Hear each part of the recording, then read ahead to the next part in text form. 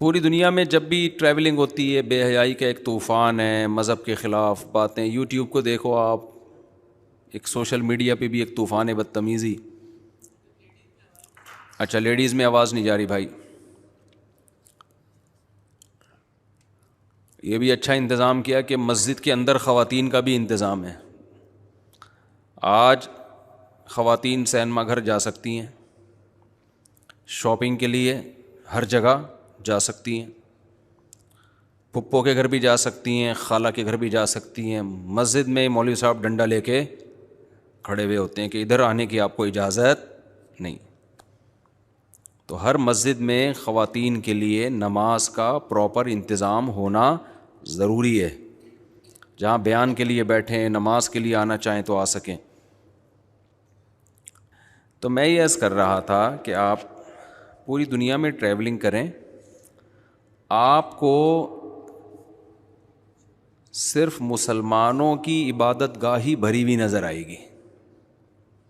Church ویران ہو گئے، یہودیوں کی عبادت گاہیں، جملہ کمپلیٹ کرنا پڑتا ہے، ویران. ایکو ختم کریں اس کا مائک کا. اور ہندوؤں کے مندر ویران.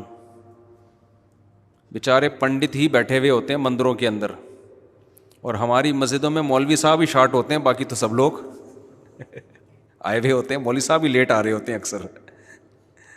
لوگوں سے آباد ہے مسجد. تو یہ اسلام کے زندہ ہونے کی علامت ہے. پھر مسجدوں میں ایک عجیب سی روحانیت ہوتی ہے جو کسی عبادت گاہ میں آپ کو نہیں ملے گی.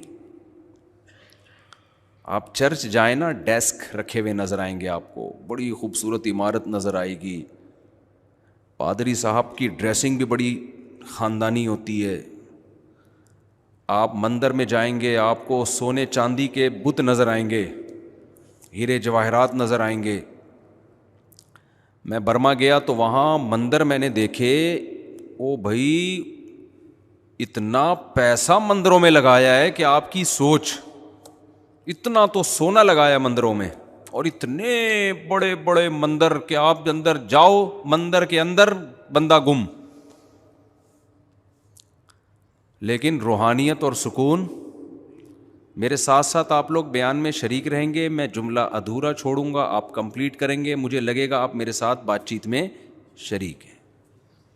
میں کوئی خطیب تو ہوں نہیں کہ میں دھواں دار تقریر آتی ہو تو گپ شپ لگاتا ہوں، بات چیت کرتا ہوں. تو میرے ساتھ رہیں گے تو اچھا رہے گا. کیا خیال ہے؟ گپ شپ کے ماحول میں بات چیت کر لیں گے. کچھ پوچھنا ہو تو آپ پوچھ سکتے ہیں. خواتین نے کچھ پوچھنا ہو تو پرچی لکھ کے بھیج دیں. خواتین میں آواز ہی نہیں جا رہی. الحمدللہ دیکھو مسجد کی میں نے تعریف کی، نظر لگ گئی.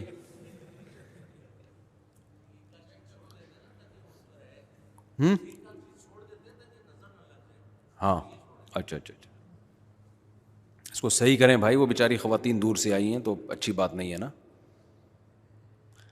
مسجدوں میں اسپیکر کا نظام الحمدللہ سب جگہ ہی خراب ہوتا ہے، یہ کامن مسئلہ ہے. جو چیز سب سے اہم ہے وہ سب سے، یہ تو سب سے اہم ہے نا، تلاوت کی آواز آتی ہے، بیان کی آواز آتی ہے.